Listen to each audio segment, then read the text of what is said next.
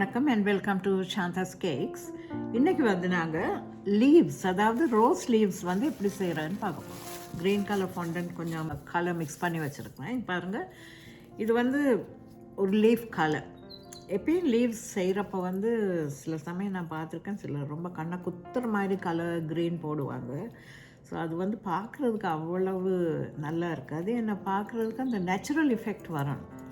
So அதனால் இந்த மாதிரி ஒரு கலர் நீங்கள் எடுக்கணும் க்ரீனில். ஸோ இது வந்து லீஃப் க்ரீன். நல்லா ஒரு தடவை பிசைஞ்சுக்குங்க. இது வந்து நல்லா நீட் பண்ணி எடுக்கணும். ரோல் பண்ணுறதுக்கு முன்னே எப்பவும் போல் ஃபாண்டன்ட் வந்து நல்லா நீட் பண்ணி எடுக்கணும். கொஞ்சமாக கார்ன்ஃப்ளவர்,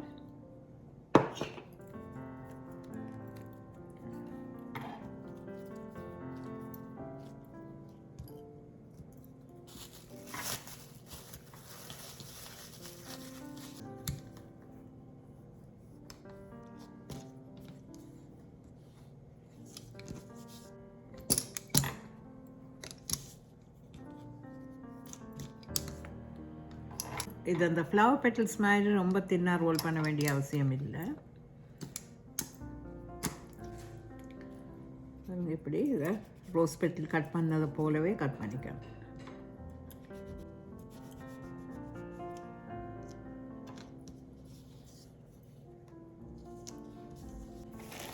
இது ஓரளவு மீடியம் சைஸ்ட் லீவ்ஸ். இது ஒரு போல் வச்சு கவர் பண்ணிடலாம். பெரிய சைஸ் கூட இருக்குது பாருங்கள், பெரிய லீஃப். ஆனால் அதுக்கு முதல் இந்த ரோஸ் இலைகளில், ரோஸ் இலை மட்டும் இல்லை, எல்லா இலைகள்லையுமே அந்த நரம்புகள் இருக்குது இல்லையா, அந்த வெயின்ஸ் மாதிரி இருக்குது. ஸோ அதுக்கு வந்து ஒரு கெஜெட் இருக்குது பாருங்கள். இது வந்து கடைகளில் உங்களுக்கு கேக் ஷாப்ஸில் கிடைக்கும். வெயினர்ஸ்ன்னு சொல்லுவோம். ஸோ இதில் வச்சு நீங்கள் அந்த இலையை ப்ரெஸ் பண்ணணும். ப்ரெஸ் பண்ணுறப்போ வந்து இந்த இம்ப்ரெஷன் வந்து அந்த இலையில் விழும். இப்போ பாருங்கள், கார்ன்ஃப்ளவர் டஸ்ட் பண்ணி இந்த மோல்ட் வச்சுருக்கேன் இந்த ஷேப் எடுக்கிறதுக்காக. இப்போ இந்த இலையை ஒவ்வொன்றா எடுத்து இந்த வெயினரில் வச்சு அப்படியே நீங்கள் ப்ரெஸ் பண்ணணும். பாருங்கள், இந்த எட்ஜ் இங்கே வரணும் நடுவில் சரியாக. ஏன்னா சின்ன இலை, ஸோ இங்கேருந்து மேலே வச்சா போதும்.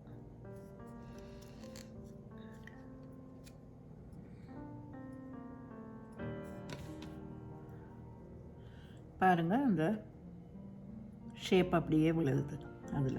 ஸோ அதை வந்து நீங்கள் ஷேப் இலை வந்து உங்களுக்கு காய்கிறதுக்கு முன்னே என்ன ஷேப்பில் வேணுமோ அந்த ஷேப்புக்கு நீங்கள் அதை இப்படி கொஞ்சம் ட்விஸ்ட் பண்ணி வைக்கலாம். பாருங்க, இப்போ ட்விஸ்ட் பண்ணிவிட்டு இப்படி வச்சிங்கன்னா அதே ஷேப்பில் வந்து காயும். அதே போல் மற்றதையும் செய்யலாம். இது குயிக்காக செய்து எடுக்கலாம்.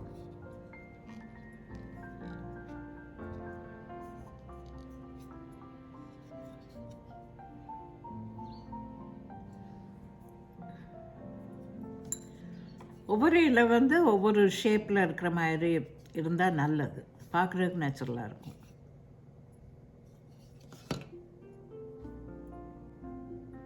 சிலது அப்படியே ஸ்ட்ரைட்டாக கூட இருக்கலாம், ஏன்னா ரோஸ் லீவ்ஸ் எல்லாம் அப்படியே ஸ்ட்ரைட்டாக நிற்கும்ல. ஸோ அதனால் கொஞ்சம் நேச்சுரல் எஃபெக்ட் வர்ற மாதிரி நீங்கள் பார்க்கணும். ஸோ இது போல் இது எல்லாத்தையுமே செய்து எடுக்கணும். இப்போ கொஞ்சம் பெரிய லீவ்ஸ் செய்யலாம்.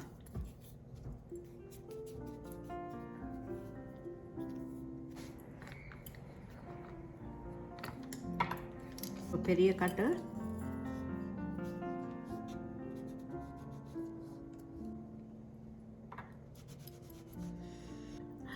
நாங்கள் எல்லாம் ஆரம்ப காலத்தில் லீவ்ஸ் எல்லாம் செய்கிறப்போ என்ன செய்வோம்னா, ஒரு பிளாஸ்டிக் பீஸ், அதாவது ஒரு மார்ஜரின் கண்டெய்னர், அது மாதிரி ஒரு கண்டெய்னரை அந்த லீவ் ஷேப்பில் நாங்கள் வெட்டி அதை அப்படியே வச்சு இதில் ட்ரா பண்ணுவோம். அப்படி இல்லைன்னா ஒரு திக் பேப்பர், அப்படி இல்லைன்னா ஒரு கார்ட்போர்ட், அதில் ஒரு லீஃப் கட் பண்ணி அதை வச்சு அப்படியே அதை சுற்றி வர ஒரு லைன் கீறிட்டு அதை வெட்டி எடுப்போம்.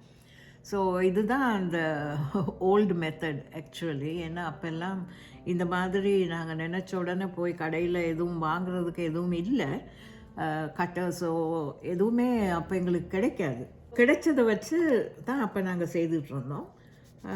ஆனால் கொஞ்சம் க்ரியேட்டிவாக கூட நாங்கள் அப்போ செய்தோம்னு நான் சொல்லணும். இப்போ இருக்கிற மெத்தட்ஸோடு கம்பேர் பண்ணுறப்போ தி ஓல்டு மெத்தட்ஸ் வந்து ஒரு க்ரியேட்டிவிட்டியை உண்டாக்கும்ன்ற உண்மை வந்து நாங்கள் ஒத்துக்கணும். இப்போ கேக்கெல்லாம் செய்கிறப்போ இப்போ வந்து ஒரு டெடிபியர் கேக்கோ ஒரு மிக்கி மவுஸ் கேக்கோ செய்கிறதுக்கு ஈஸியாக மோல்டு இருக்குது. அந்த காலத்தில் மோல்டெல்லாம் கிடைக்காது. ஸோ மோல்டு இல்லாட்டி நாங்கள் என்ன செய்வோம்னா அப்படியே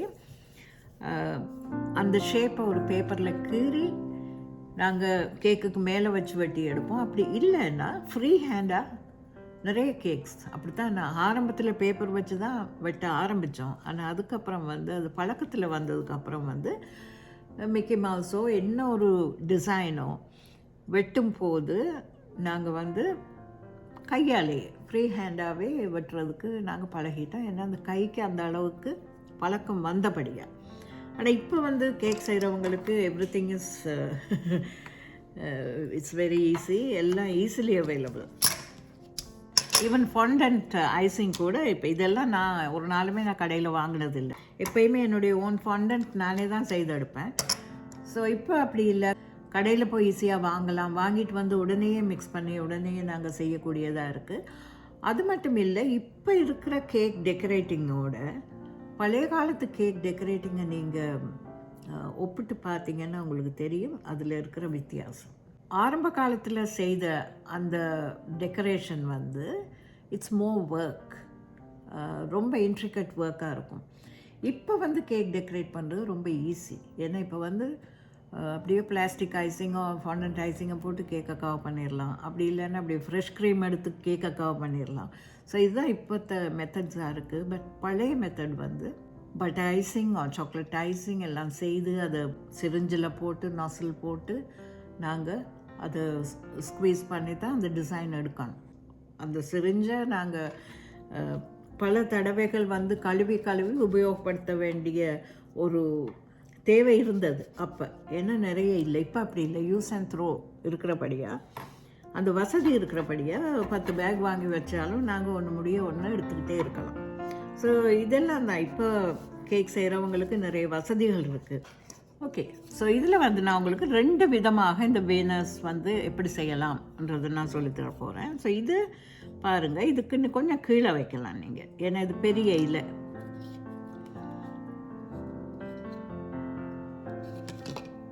பாருங்கள், நல்லா சரியாக வந்திருக்கு.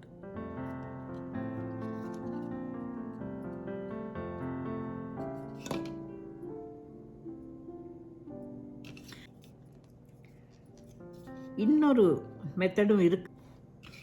இது பாருங்கள், இது வந்து உண்மையான ஒரு ரோஸ் லீஃப். ஸோ இந்த ரோஸ் இது உங்களுக்கு இல்லைன்னு வைங்க, இது இல்லைன்னா நீங்கள் இந்த ரோஸ் லீஃப் எடுத்து இதில் வச்சு அப்படியே ப்ரெஸ் பண்ணலாம்.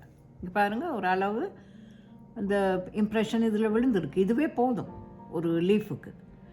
So it looks natural also. பாருங்கள், அந்த நேச்சுரல் லீஃப் மாதிரியே இது இருக்குது. ஸோ உங்களுக்கு இந்த வேனர் வந்து இல்லைன்னா நீங்கள் என்ன செய்யுங்க, திக்கான ஒரு ரோஸ் லீஃப் எடுத்து இதை நீங்கள் செய்யலாம். It is the easiest way of doing it. ஆனால் ரோஸ் லீஃப் எடுத்து நல்லா கொஞ்சம் கழுவி தொடச்சி க்ளீனாக வச்சுருக்கணும். இது வந்து வீனரில் பண்ணினது. பாருங்கள், அதுக்கும் இதுக்கும் இருக்கிற டிஃப்ரென்ஸ். ஐ திங்க் இது வந்து ரொம்ப இட்ஸ் மோர் நேச்சுரல். இதை விட இது நேச்சுரலாக இருக்குது. ஸோ இதையே நீங்கள் உபயோகப்படுத்தலாம். இந்த மாதிரி பொருட்கள், இந்த டெக்கரேஷன்ஸ் எல்லாம் நீங்கள் செய்தீங்கன்னா அது நல்லா காய விடணும். நல்லா காய விட்டு அது நல்லா ட்ரையாக வந்ததுக்கப்புறம் இந்த லீஃபை வந்து நீங்கள் பெயிண்ட் பண்ண இஷ்டப்பட்டால் நீங்கள் பெயிண்ட் பண்ணலாம். இன்னும் கொஞ்சம் டார்க்க கலரோ இல்லைன்னா ஷேடிங் மாதிரி எதுவும் வேணுமா இருந்தால் நீங்கள் பெயிண்ட் பண்ணலாம். ஆனால் அது பெயிண்ட் பண்ணுறதுக்கு முதல்ல நல்லா காயணும், கம்ப்ளீட்டாக காயணும். ரோஸ் லீவ்ஸ் வந்து ஈஸியாக எப்படி செய்கிறதுன்னு பார்த்தீங்க. எல்லோரும் ட்ரை பண்ணி பாருங்கள். சாந்தாஸ் கேக்ஸை சப்ஸ்கிரைப் பண்ணுங்கள். இதே போல் ஒரு அருமையான இன்னொரு எபிசோடோடு நான் உங்களை சந்திக்கிறேன். தேங்க்ஸ்.